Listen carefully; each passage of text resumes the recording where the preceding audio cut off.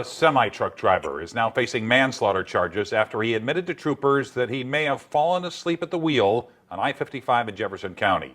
Hey guys, welcome to Bonehead Truckers. We're covering this story out of Missouri here. I've got some things to say, but let's listen to this newscast and we'll talk about it. 3 women were killed in the chain reaction crash, and tonight one grieving family member is sharing their heartbreak with our Megan Kernan. Mike, for Darla Paris's family, a split second of dozing off stole a mother, a grandmother, and the light of their lives. They're now planning her funeral after she was killed in a crash they say never should have happened. We loved her, and I don't know how I'm gonna make it without her. 53-year-old Darla Paris from Peevely was a daughter, a sister, a mother of 3, and a grandmother to 6. Her family says she was running a quick errand for work in her company's white Kia.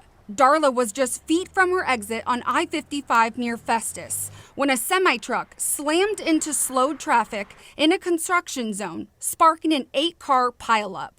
You know, this is a common denominator with all these wrecks we've been having this year that I've been covering.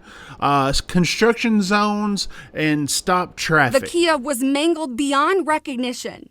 Darla died at the scene. Why he wasn't paying attention and just to plow into these cars and kill these people. And my daughter was only 53 years old, and she had a life ahead of her to see her grandkids even grow up. You know, she didn't get to see that. Now she won't get to see that. The crash also killed 2 other women from Memphis, gospel singer Vanessa Brown Knowles and Donnie Briggs.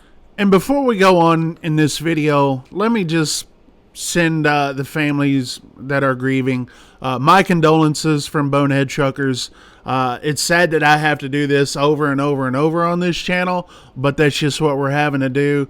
My condolences to all y'all. I hope y'all find something out of this video that may help, because we're actually on your side on this. You're driving a deadly weapon basically against a little bitty car, you know, and to fall asleep and be that negligent. So this is the driver right here. He's out of Louisiana, and you know, I've covered some wrecks, and I got something to say about a weight issue at the end of this video. I got a proposal to anybody out there who wants to do something about it. But can I just, you know, just the elephant in the room, can I just go ahead and say it? Because I know my commenters are, where's this dude's neck? All right. And also I want to say is that when you go to a DOT physical, they measure your neck. And so surely this guy probably had a CPAP machine. Okay, and when you have a CPAP machine, I've had a CPAP machine, you sleep pretty good. Okay, in today's world of trucking, you have ELDs, you know, and it pretty much forces you to run legal and get your proper rest, unless this driver was driving for one of those illegal companies that changes logs while you're going down the road. I don't know. I would love to figure that part out. If anyone has any information on the company this guy drove for, let me know. Send me an email. Let me know in the comments. Contact at Bonehead Truckers is my email. Yeah, job of the truck driver. Yeah, okay, we got it out of us. Investigators say the driver, Richard Allen Holden, told troopers, "I think I might have dozed off." Now, I know this guy was probably freaking out and upset and all that, and you know, I understand that, and I'm not sitting there taking his side. But also, I also want to tell anyone who's been in any kind of accident, something major like this, or a little fender bender, shut up. Court records say his semi barreled through 5 vehicles at nearly 70 miles an hour, with no sign he ever hit the brakes. Sounds eerily familiar to the accident or the wreck we had in Texas last June, where the driver for Hope Trans, he actually, fell asleep, and he was overweight like this guy was, or is, and barreled into stop traffic Probably on 65, 70 mile an hour, didn't even slow down. The people in the cars never had a chance. And this sounds familiar, right? You look at these guys and you think, well, we've got an issue. He's now charged with 3 counts of second-degree involuntary manslaughter.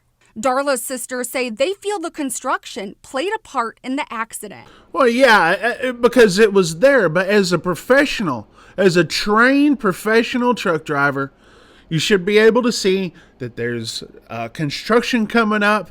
You can see it. You can see stop traffic, and you slow down. And you get your rest. That's part of being a professional. That's a part of being a well-trained, American-trained truck driver.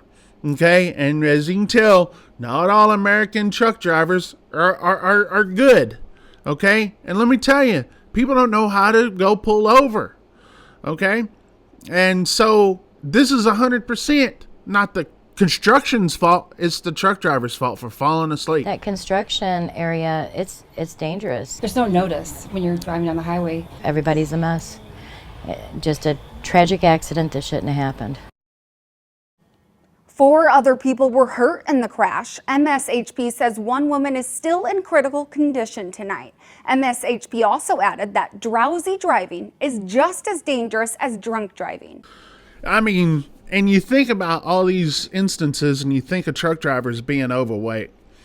And I'm here to admit that I am at my heaviest that I've ever been in my whole, well, I say that, I was at this weight before in my life. And so I've been struggling. I've struggled with my weight my whole entire adult life. Okay. It's just, a lot of us have that struggle. And being a truck driver just magnifies it. These truck drivers that you've seen on this channel here, a lot of these guys that fall asleep is because of their health. Okay, so a lot of it has to do with their logs. Okay, them being pushed, and and like I said, with this situation, I like to find out what company this driver was working for, or maybe he was an owner operator for all I know. I like to know more about that. But this is the invitation I want to have to people. As you guys know, a lot of you guys should know, I do Bonehead Truckers for a living. This is my job. I'm media, and I have sponsors that help me put out this message for all you guys. It's the sponsors that help that.